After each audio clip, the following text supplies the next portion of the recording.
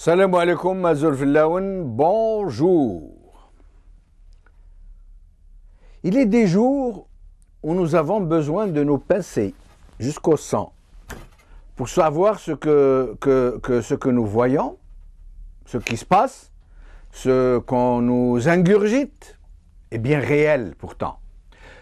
Toute notre vie, on nous a gavés de grands principes, de morale, de grands mots.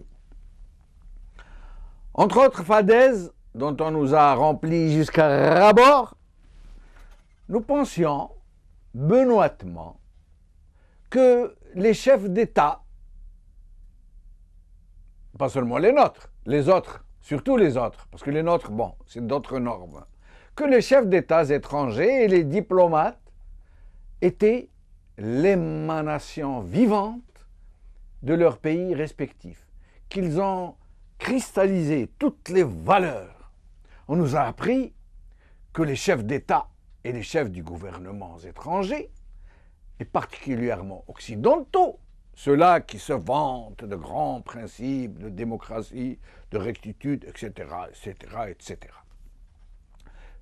pesaient donc leur moindre déclaration au trébuchet de la rectitude, parce qu'ils engageaient celle de leurs nations respectives tout entière. On nous avait appris que la prudence, avec un P majuscule, était la première vertu qu'on leur apprenait dans leurs grandes écoles. Comme nous étions naïfs, combien de longues et grosses couleuvres avons-nous avalées? Nous sommes tombés de très haut, finalement, puisque nous découvrons aujourd'hui, nous découvrons tous les jours, que diplomatie rime avec hypocrisie et politique avec comique et acrobatique.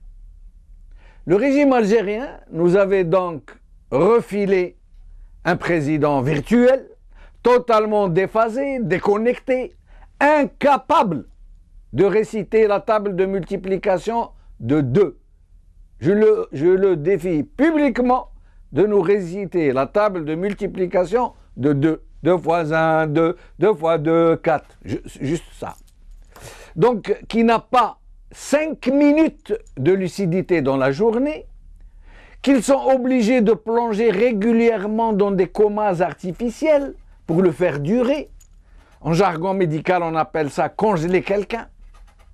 Donc, nous, on se disait, voici un président qui n'a même pas fait sa campagne électorale, qui n'a même pas adressé un discours à la nation, dont la prestation de serment a tourné au tragique, avec son oreillette et la façon avec laquelle il répétait ce qu'on lui dictait, dont le discours d'investiture a été interrompu en direct.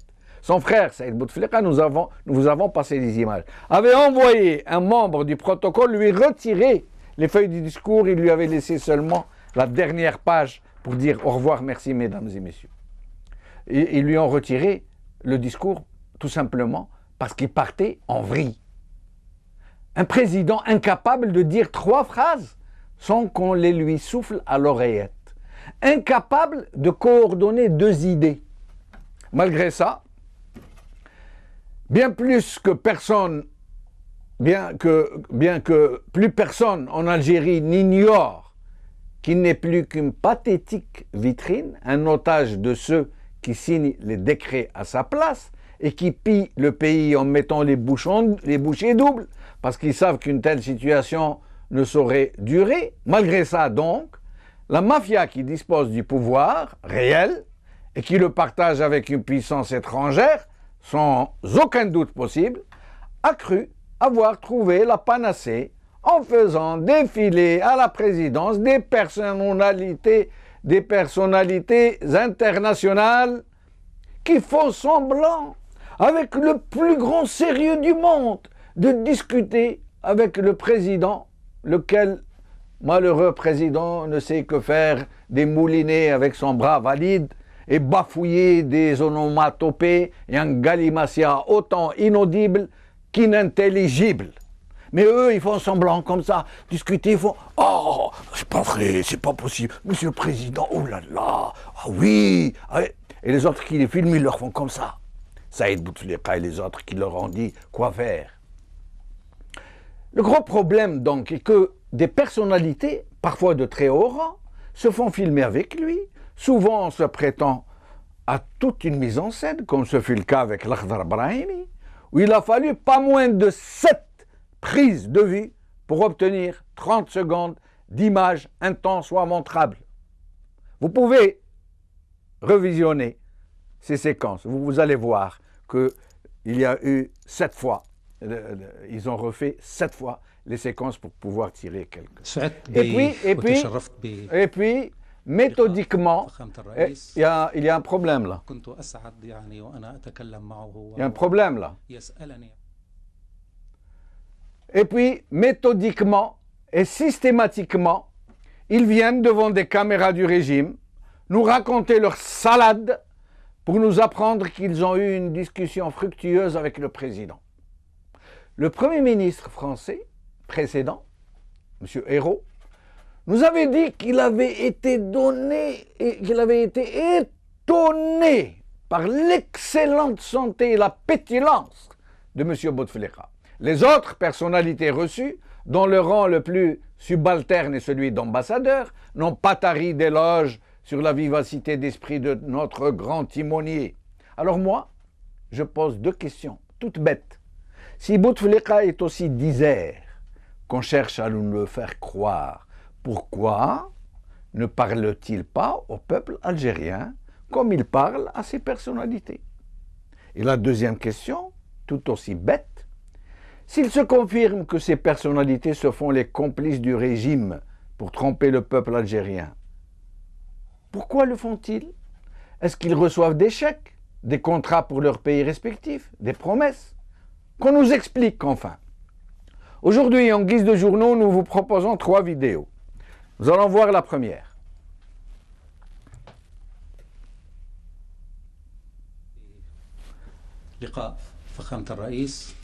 Là, c'est l'ambassadeur de Palestine à la sortie, lors de sa remise des lettres de créance, il parle ce qu'il a dit à Bouteflika, ce que Bouteflika lui a dit. Écoutez. والتفاصيل التي سألني عنها حول ما يجري في فلسطين هذا الأخ والقائد والمجاهد الرئيس عبد العزيز بوتفليقة الذي بالرغم من كل شيء لا يزال يعيش حالة الشعب الفلسطيني تصوراته قضاياه حقيقة يعني أجبت على الكثير وهو أيضا قد قدم لنا من النصح الكثير في هذا الجانب لا أدري من أين نبدأ وأين ننتهي ولكن كانت هناك مسألة شمولية كبيرة جدا شملت كل شيء وهو يسأل Et là, on voit ce qu'il filme. Alors, il ne fait normalement, habituellement, la déclaration de presse après la remise des lettres de créance se fait devant un parterre de journalistes. Là, on voit que c'est des journalistes de la présidence triés sur le volet. طبيعته بنقاشه بوجوده حتى بحالة النفسية المرحة التي قد استقبلني بها. الحالة النفسية المرحة, il est très bien, il parle de tout, il discute, il est plein d'intelligence, de pétillance. Et là, avec l'ambassadrice des Pays-Bas, regardez, lui il fait des moulinets, et maintenant elle parle. Des relations bilatérales entre les Pays-Bas et l'Algérie, qui sont très bonnes, qui ont pourtant encore, il y a toujours des choses pour améliorer, par exemple dans le domaine d'économie. Donc nous avons parlé justement de l'agriculture et des choses comme ça. Vous en parlez de l'agriculture et des choses comme ça. Un peu la situation dans la région. La situation de la région. Le rôle que joue l'Algérie. Le rôle que joue l'Algérie. Soutenons fortement d'ailleurs des Pays-Bas pour que la région regagne la stabilité. Vous voyez le niveau du président? Vous voyez l'état de droit et des droits de l'homme. Vous voyez le président Bouteflika. Et Laurent Fabius, écoutez bien. Que les relations entre l'Algérie et la France n'ont jamais été à un meilleur niveau. Comment va d'ailleurs M. Bouteflika? Comment va M. le Président? Il a une difficulté d'élocution, donc il parle avec une espèce de petit micro, mais point de vue intellectuel, il fonctionne. Non, j'aimerais qu'on repasse la dernière séquence parce qu'il dit à la fin est très important. Merci de repasser, s'il vous plaît. En attendant qu'il repasse la dernière, parce qu'il dit, mais en matière de santé intellectuelle, j'aimerais qu'on repasse la dernière séquence. Elle a été interrompue trop tôt. En tout cas, aujourd'hui avec nous, nous allons recevoir Bontiko Mohamed, directeur du journal Le Matin. On me reproche souvent de dire pourquoi dire directeur du journal Le Matin. Je dis directeur du journal Le Matin parce que moi, je ne reconnais pas la dissolution du journal Le Matin par une justice aux ordres. De la même manière que je dis le parti politique FIS, parce que je ne reconnais pas, de la même manière, la dissolution du parti FIS par une justice aux ordres.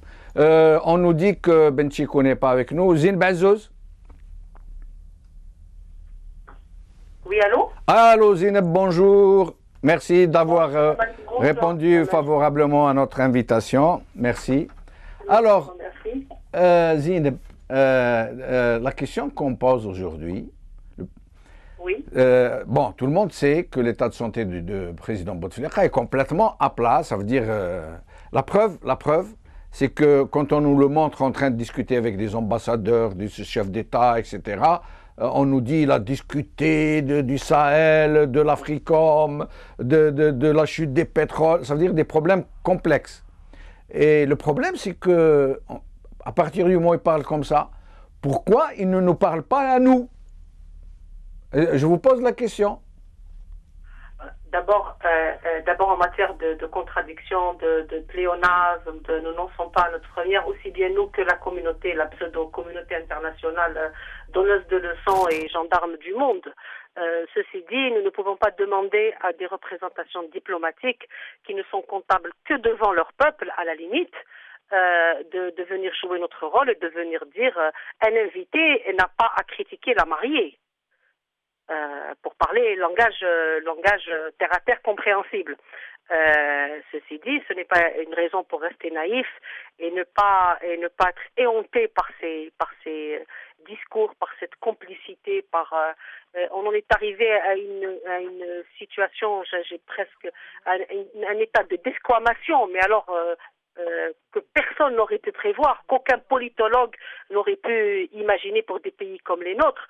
Nous sommes loin, mais nous sommes très loin des spectacles de Bokassa, hein, qui à la limite pouvaient faire rire, mais souvenons-nous que pendant que Bokassa massacrait son peuple, les démocraties ne se gênaient pas à aller participer aux festivités et repartir avec des cadeaux en diamant. Donc ce n'est pas maintenant que nous allons nous émouvoir de telles contradictions. Hein. Tout le monde sait qu'Israël est un État criminel. Cela ne dérange personne de prétendre le contraire. Zineb, avant de vous poser une question, on va repasser la vidéo où Fabius s'exprimait. J'aimerais qu'il s'exprime jusqu'à la fin. Elle a été coupée avant je ne sais pas si elle est prête, la vidéo. La vidéo de Fabius, Laurent Fabius, à la fin. Ça ne fait rien. Non, Fabius vers la fin. On aimerait voir Fabius vers la fin.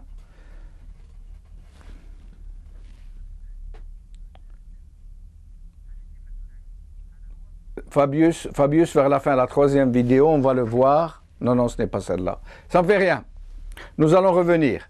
Zineb Azouz, on sait que concernant cette complicité, cette connivence de la France avec le régime algérien, il n'y a aucun doute là-dessus. Il n'y a aucun doute. C'est une connivence, excuse-moi, c'est une connivence contre les peuples, là. Oui, mais... Encore plus précis. Non, mais d'accord, mais au moins on comprend que la France, maintenant, c'est quasiment elle le boss dans toute cette affaire. C'est elle qui est sur le tableau de bord, qui dirige, qui décide qui doit dégager, qui doit être nommé, il y a plus qu'une connivence, plus qu'une complicité, plus qu'une compromission, je ne sais pas comment appeler ça, plus qu'un néocolonialisme. Mais le problème, Zineb, la question que je vais vous poser, on se tutoie, Zineb, on a l'habitude de se tutoyer, donc plus que ça. La France, on comprend, mais l'ambassadrice des Pays-Bas, qu'est-ce qui la motive? Pourquoi? Il semble que cette prise de vue, que cette réception et que la déclaration qu'elle a faite devant un parterre de journalistes s'est faite avant que Bouteflika ne parte se faire hospitaliser. Il semblerait du moins. Et contrairement aux usages, généralement, la déclaration de presse après la remise des lettres de créance se fait devant un parterre de journalistes sur le perron de la présidence. Or là, c'est fermé, en cercle fermé, il y a quelques gars de la présidence qui filment et l'ambassadrice des Pays-Bas a joué le jeu. Comment vous expliquez ça? D'abord, dans un pays où un ministre français s'improvise porte-parole du gouvernement et lise le bulletin de santé du président de la République algérienne, encore une fois, on ne va pas demander aux Pays-Bas, qui est loin en matière d'influence, donc l'Algérie ne fait pas partie du cercle d'influence ni du cercle d'intérêt, du moins pas comme les barons français ou les grands manitos de la région. Ceci dit, c'est un scandale pour une démocratie. Et j'espère que les voix libres de ce pays, j'espère que les quelques voix libres algériennes qui vivent là-bas ou qui vivent ici ou qui vivent en France, saisiront par écrit des députés dits élus démocratiquement dans ce pays européen pour dénoncer cet état de fait. Même si, une fois de plus, une chancellerie, un ambassadeur n'est comptable que devant son gouvernement, et qu'il n'est pas possible, qu'il n'est même pas imaginable qu'un ambassadeur refuse d'aller déjouer le jeu. Ils sont vraiment pris au piège avec nous. C'est comme ça qu'on est en train d'embourber et de salir les autres démocraties. C'est le message qui est à transmettre. Attention, notre argent sale est arrivé chez vous, nos criminels sont chez vous, l'argent détourné est chez vous, et maintenant vos élus, qui sont un tant soit peu propres, sont en train de se salir avec nous. Reste avec nous, Zineb. Nous allons montrer les deux autres vidéos et nous allons recevoir Faisal Mattawi qui est avec nous. Alors, la deuxième vidéo, s'il vous plaît.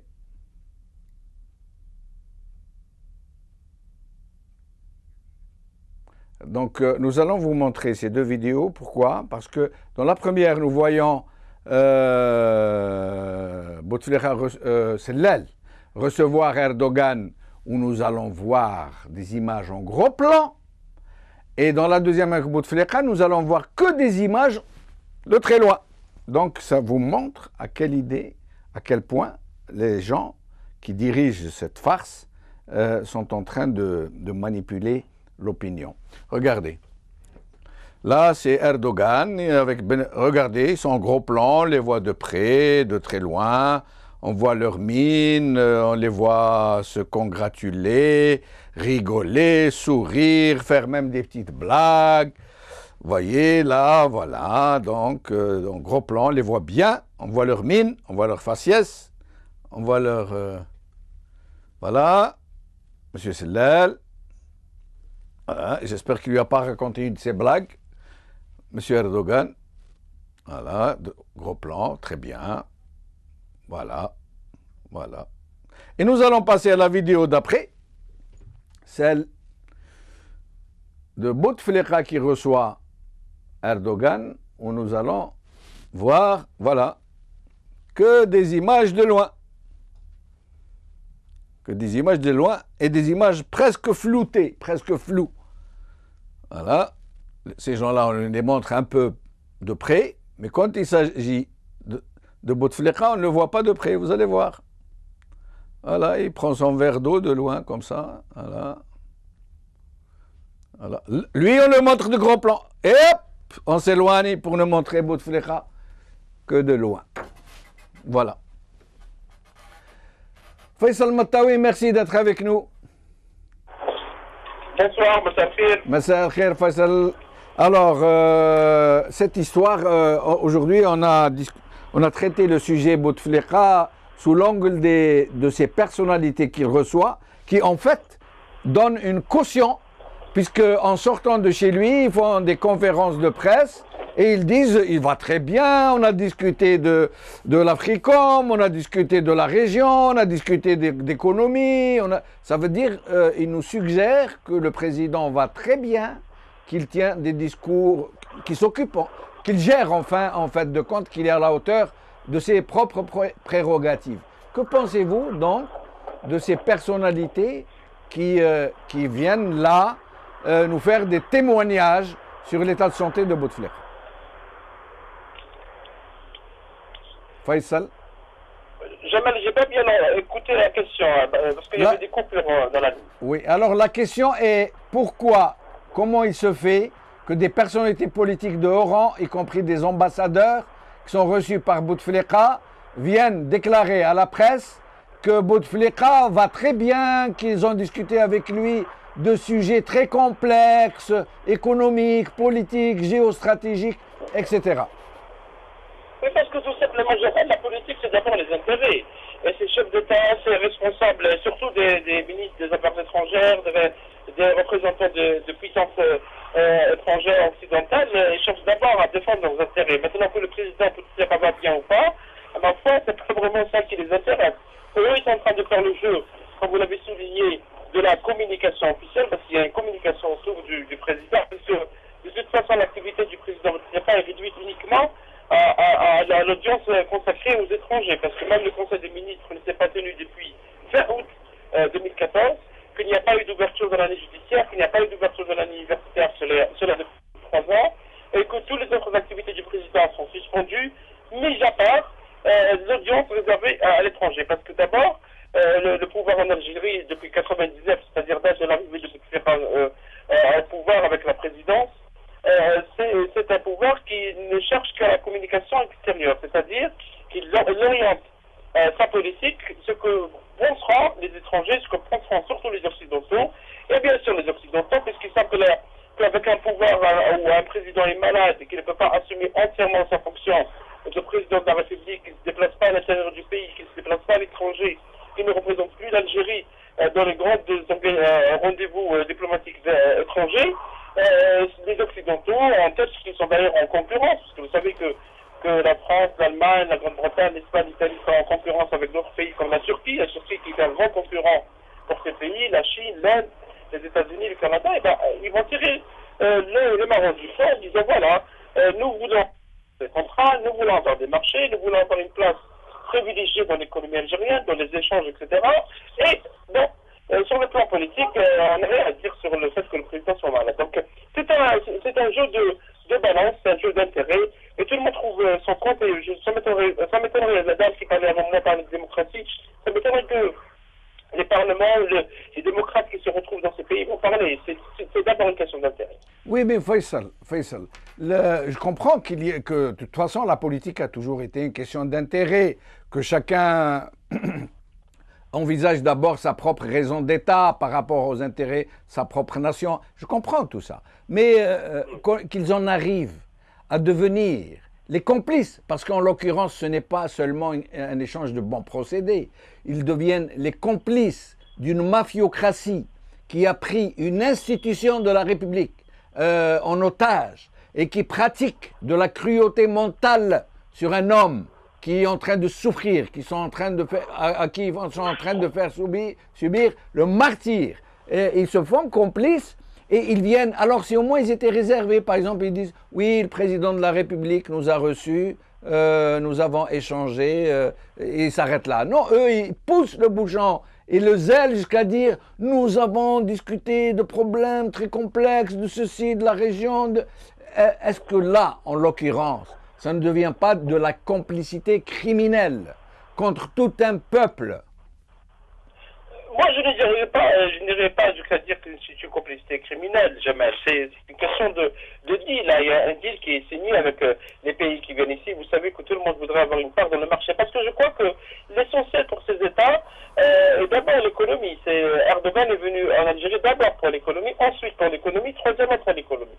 Maintenant, la politique, si vous voulez, la tchouka interne algérienne, ça m'étonnerait que ça intéresse ces États. C'est vrai qu'ils jouent le jeu, il y a un deal, ils disent qu'ils ont été reçus par le président, ils ont parlé, et c'est vrai que finalement, quand on voit les images, ils sont reçus par le président. Maintenant, est-ce que le président leur a parlé? Qu'est-ce qu'ils se sont dit, est-ce qu'ils les ont reçus pour 5 minutes ou 4 minutes ou une minute seulement pour faire l'image, comme vous avez montré les images de la télévision? On n'en sait rien. Mais d'abord, je crois qu'aussi, il faut faire une pression. S'il faut de la transparence, c'est d'abord à l'intérieur. C'est-à-dire que c'est à l'opposition, au Parlement, à tous, aux hommes libres et aux femmes libres de ce pays, à tous ceux qui ont un peu de la jalousie pour l'avenir de ce pays, de faire pression pour qu'on aille vers la transparence, pour qu'on dise est-ce que le président est réellement en mesure de gouverner le pays et est-ce que c'est en 2014. Vous avez vu comment la communication a été d'une manière désastreuse gérée avec l'affaire de Grenoble parce que le président Bouteflika a été réellement venable et beaucoup de confrères français nous l'ont confirmé. Mais ici, on a préféré le mensonge. Ça nous rappelle un peu les années 70, c'est-à-dire qu'on est en train de revenir en arrière d'une manière dramatique. On est en train de dresser une opacité totale. Auparavant, il y avait plus ou moins de communiquer des informations et maintenant plus rien. Il n'y a pas de communication. Maintenant, c'est ceux qui sont encore du pouvoir, parce qu'on ne va pas nous dire qu'il y a que Bouteflika ou Saad Bouteflika qui sont encore du pouvoir, mais il y a d'autres hommes qui sont au pouvoir de dire est-ce qu'ils ne sont pas en train de jouer sur le jeu d'une cruauté morale, vous l'avez évoqué, avec un homme qui est malade, c'est évident, le président est malade, 77 ans, il est absent, on le constate. Est-ce qu'on va continuer avec ce jeu, ce jeu de massacre? Est-ce qu'on va jouer le fait que le pays maintenant dépend de la maladie d'un président, de ses apparitions? Jusqu'à quand ce jeu va se poursuivre? Jusqu'à 2019, jusqu'à 2024? C'est à ceux qui ont de la jalousie pour ce pays, à ceux qui maintenant parlent du 60e anniversaire de la déclenchement de la guerre de libération, à ceux qui s'appellent patriotes ou qui se disent patriotes nationalistes, c'est rien pire. Faisal Mottaoui, merci infiniment en espérant vous revoir bientôt. Zineb Azzouz, alors d'après toi, qu'est-ce qui va se passer? Comme m'a dit Faisal, jusqu'à quand ça va continuer comme ça? Est-ce que ça va continuer jusqu'à 2019, jusqu'à 2024, jusqu'à quand? Tant qu'il est vivant, ça va continuer comme ça? Ça ne fera que se détériorer. Hein, quand on n'avance pas, on recule. Ce qui est à signaler encore une fois, c'est qu'au-delà des jeux d'intérêt politique tolérés et tolérables, nous ne sommes pas là. Nous ne sommes pas un jeu d'intérêt ou entre nations, où un jour on se critique, un jour c'est hypocrite, un jour on tire la corde, nous sommes rentrés dans une autre phase des relations avec les autres pays, avec les démocraties. Les gens viennent chez nous bouffer la rente. À la limite, ce n'est pas leurs oignons que nous soyons gouvernés de la sorte, mais je rappelle qu'ils sont comptables devant leur peuple, pas plus. C'est ce qu'on doit comprendre. Malheureusement, voilà, nous en sommes. Alors, quand on appelle les autres à venir défendre nos droits ici, on fait appel aux ONG des droits de l'homme pour régler nos problèmes, pour chasser nos criminels, pour arrêter nos tortionnaires. Et on en est là maintenant, hélas, à espérer que la population européenne, que les voix libres, que les syndicats, que les partis politiques interpellent leur pouvoir. C'est tout ce qu'on peut faire. Rien ne va changer. S'ils en sont arrivés à ce point-là, c'est qu'ils en ont les moyens, c'est qu'ils ont des assurances sérieuses et solides. Hein. Ce n'est pas la chancelière autrichienne ou hollandaise qui va venir, qui va apporter la révolution et lui dire excusez-moi monsieur, je ne peux pas déposer mes lettres de créance, vous n'êtes pas en état de m'écouter. Soyez sérieux, c'est pas elle de le faire. Nous payons toutes nos complicités, nous payons la politique des sauveurs de la République, nous payons les crimes impunis. L'Europe ne s'est pas émue outre mesure face au massacre de Ben Talha. Elle va vraiment pas s'émouvoir face à ce désastre. Hein. J'allais dire face à cette pantalonnade politique. Le système, hélas, le système risque d'imploser, hein, ne serait-ce que par, j'allais dire, peut-être qu'il va devenir incontrôlable auprès des siens. Merci auprès Zineb. des siens eux-mêmes, hein. Merci Zineb. Pas plus d'une population qui se fait gérer de la sorte. Hélas, je ne vois pas une opposition qui, après avoir parcouru tous les salons d'allégeance, découvre le bouteflikaisme, découvre le système. Je ne pense pas qu'elle puisse nuire non plus. Merci Zineb. Sur ce, merci d'avoir été avec nous. Cette émission est terminée. Salam alaikum. Azul. Bqaw ala khair.